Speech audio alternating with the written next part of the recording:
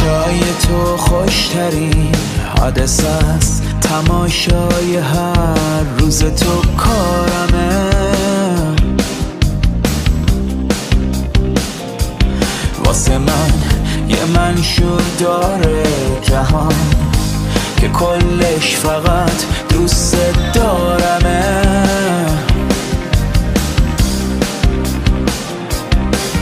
توی خونمون میشه دنیا رو دید زمانی که عکست روی دیوارمه.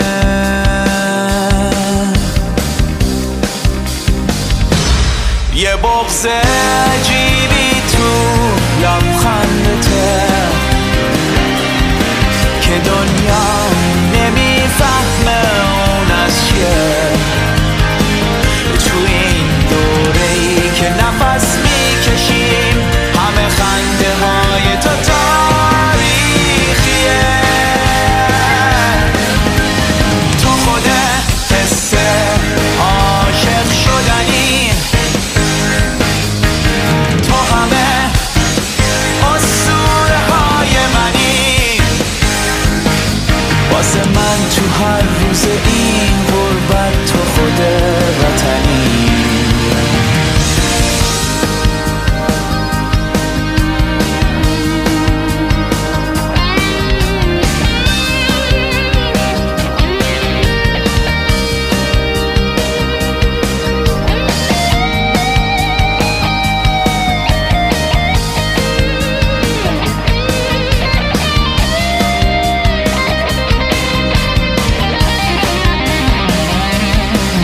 واسه من جهان قده دهکده است که زیباترین اتفاقش تویی.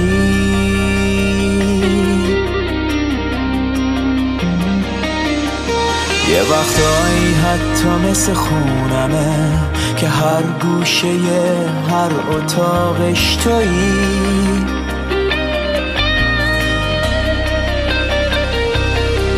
زمین وسعت یک کویر برام که تنها دره رو به باغش تویی.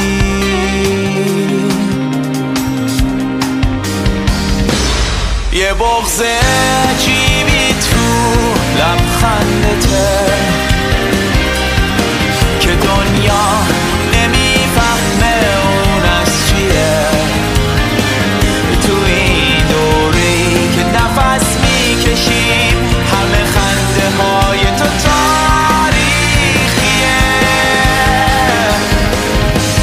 تو خود حس عاشق شدنی، تو همه اسطوره های منی.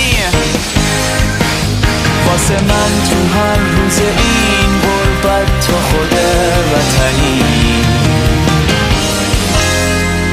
لحظه لحظه سفر میکنم واسه با تو بودن زمانم کمه. شمال و جنوب جهانی هنوز واسه من که عکسای تو نقشمه.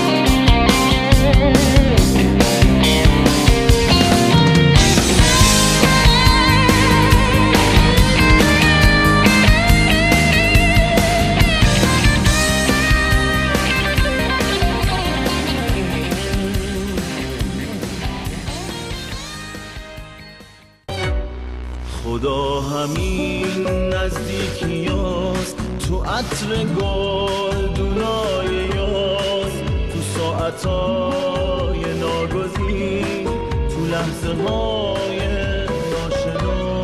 خدا رو طعم خنده باز تو سفره های صبح زود، رنگ همین پرنده ها رو سقف گنبد نبود.